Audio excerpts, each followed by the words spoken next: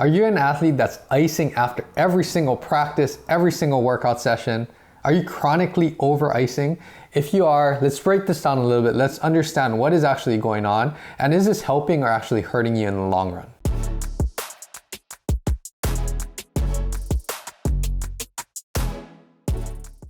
So the first thing that I want to say is I'm not for or against icing. I just want to use ice in the best way possible to actually help you to elevate your performance. And to do so, we have to understand what ice actually is good at doing. Basically, this is very simplified, but ice is going to slow down all metabolic processes in the body. So it's going to slow down circulation, slow down neural processing. It's really good at decreasing pain and masking the pain signals being sent up to your brain. It's going to slow down venous and lymphatic return back up to your heart, lymphatic drainage. It's going to slow down getting all of the white blood cells to the area where we need to start to repair damage. So ice is going to slow down all of that. Because of that, ice is very good for acute injuries. Typically, our body is going to overshoot the inflammatory process, and because of that, that's going to be more detrimental in the long run. We need inflammation to occur to actually help us to heal our tissues, but we don't need it to be excessive. And that's where ice can minimize any excessive inflammation, excessive swelling when it comes to acute injuries. So of course, when you get injured, put ice on it. We want to mitigate any excessive swelling. Now, beyond mitigating excessive swelling and reducing pain, ice really does not do too much else during our recovery process. In fact, it can be an obstacle and impede our recovery and natural healing processes if we start to over ice or ice too much. So in other words, my approach and belief is that anything beyond that acute phase, once you get into subacute phase, swelling, inflammation is under control, really there's no need for ice. You want to do things that promote circulation, promote natural healing metabolic processes, increase lymphatic and venous drainage, and get all of that movement, those metabolic processes going so that we can actually start to recover faster. And that brings me on to my next point. If you are way after that subacute phase, if you are just icing as a habit or something that you're doing after every single practice, game, and workout, then there's probably a lot of other issues that need to be addressed. And that is the underlying root cause as to why you're irritating your tissues. What you're doing is probably going beyond the training capacity or strength capacity of what your tissues can tolerate. And that is the underlying issue.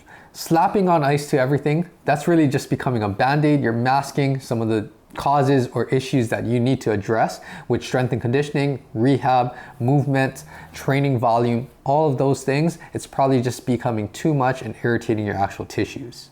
And I can speak from experience. I've worked in a high volume orthopedic rehabilitation and performance training clinic, and we dealt with everything from post-operative rehabs, 1 or 2 days after, all the way to acute injuries and training even beyond that. And I did not have or need to use any type of ice, cold pack, or cold modality when I'm doing rehab. The underlying message here is that if I'm really addressing the cause and progressively building you up, I should not be doing anything that goes beyond your tissue tolerance threshold, beyond your strength and conditioning capacity, and I should stay around that range that will give you optimal benefits without irritating your tissues. Once you start irritating your tissues, then again, you're going beyond that tissue threshold or tolerance, and you're kind of causing excessive inflammation, and that is why you probably need to ice. So what you need to do is back up a little bit, really focus on what is causing my body or my tissues to become irritated? And what do I need to do to actually address that so my tissues can handle my level of activity, the intensity, the training volume, and not have to rely on icing after every single practice? Because in the long run, the icing is probably not super beneficial in helping recovery on a regular basis. And it's also not helping you to recover faster in between your training sessions. I'm not the only one that practices this, and this is something that I've done for my entire career really. After I got out of grad school, in the rehab clinic training setting, I'm not big into icing everything after activity. I'm more into getting you strong, getting you in condition, in shape to tolerate all of those things without taxing your tissues and irritating your body so much. Dr. Merkin himself, he's the one that coined this term RICE, rest, ice, compression, elevation, for care of injuries. And some of this does hold true for acute injuries. But Dr. Merkin himself, after this got published in, I believe, 1978, in the textbook that was utilized by a lot of physical therapists, athletic trainers, strength and conditioning specialists, this term rice got published. And soon after that, he even himself said that this was a mistake. This was not the most accurate way to help you to recover faster from injuries. Again, it has some purpose in the acute phases, but after you get to that subacute phase, you don't want to be chronically icing everything. You don't want to be relying on ice and using ice to mask some of the deficits that you have with strength and conditioning. So the take-home message here is that don't be someone that is over-icing everything.